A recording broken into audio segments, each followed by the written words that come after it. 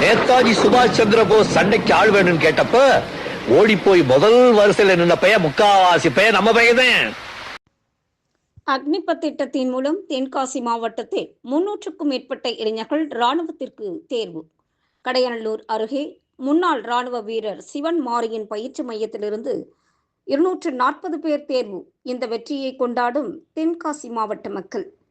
நமது இந்திய ராணுவத்திற்கு அக்னிபத் திட்டத்தின் மூலம் ஆள் சேர்க்கப்பட்டு வரும் நிலையில் கடந்த சில மாதங்களுக்கு முன்பு அக்னிபத் திட்டத்தில் வீரர்களை தேர்ந்தெடுப்பதற்கான அறிவிப்பானது இந்திய ராணுவத்தால் வெளியிடப்பட்டது.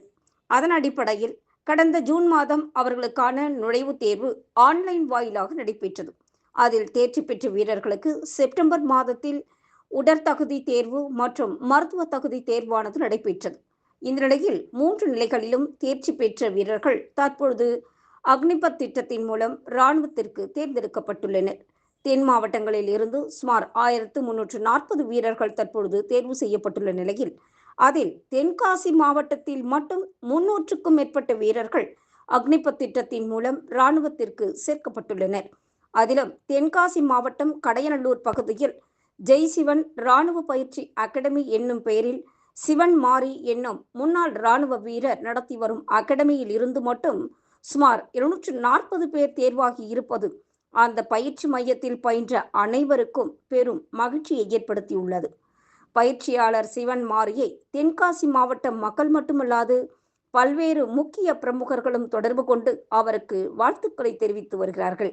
குறிப்பாக அக்னிபத் திட்டத்திற்கு மத்திய அரசு பல்வேறு சலுகைகள் வழங்கி வரும் நிலையில் அந்த திட்டத்தில் ஏராளமான இளைஞர்கள் சேர ஆர்வம் காட்டி வருகிறார்கள்.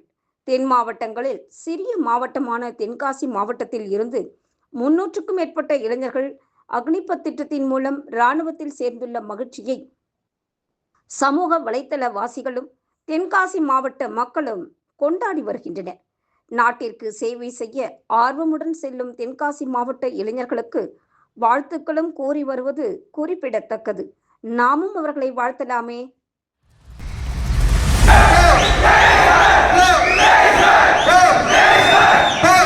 போயிட்டே இருக்கு.